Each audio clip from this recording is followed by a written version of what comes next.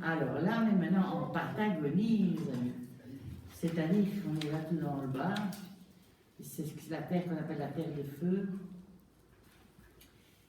Donc, c'est un dessin qui provient donc de l'expédition de James Cook au milieu du XVIIIe siècle. Alors, vous voyez qu'on a tendu des peaux ici qui servent à être un manteau. Et voilà, photographie vers 1901, Selknam.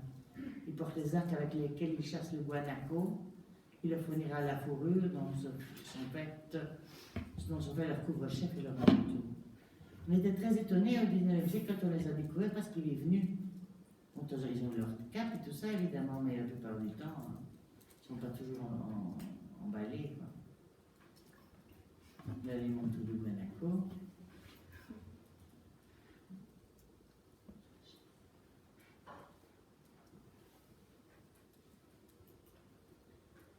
Alors, il y a ma tribu des Tetelika, terre de feu vêtue de manteaux courts en peau de mammifères marins.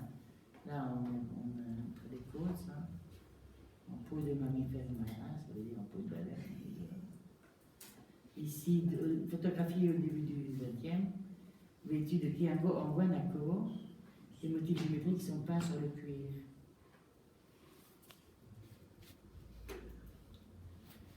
Bord d'un tilango tehuelque en guanaco, avec motif peint. C'est ce que c'est, hein? Bord d'un tilango tehuelque en guanaco avec motif peint. Waouh!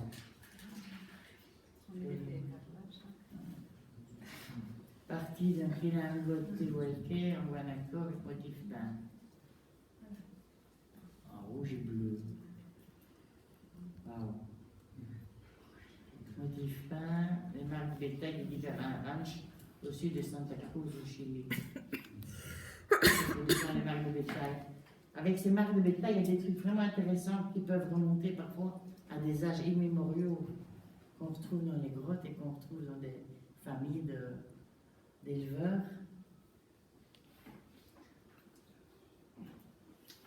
Et une armure composée de plusieurs couches de cuir de cheval. Le vêtement aurait été activé en 1827 par un certain capitaine Parker King à des soldats envoyés pour réprimer une rébellion indienne.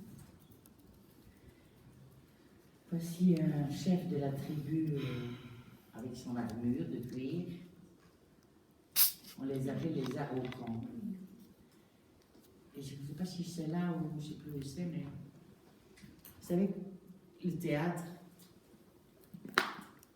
la danse, le théâtre, c'est toujours des points de départ religieux aussi, n'est-ce pas? Et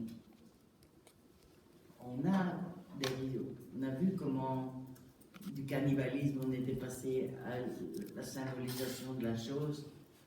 Et par exemple, tuer les animaux à la place des hommes, les enterrer dans les Abidjan, ou comme les Incas d'arracher le cœur, hein.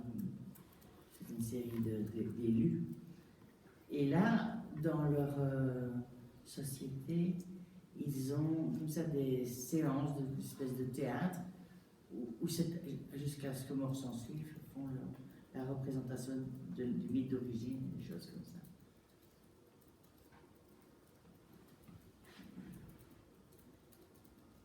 Voilà, ils ont les bâtons magiques. Voilà la cérémonie d'initiation Heinz pratiquée chez les Selknam.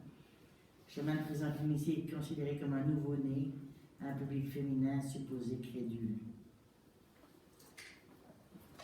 Voilà, on ramène comme un nouveau-né. Chaque fois, le mythe de la naissance, de la renaissance. Alors ça, c'est les pauvres...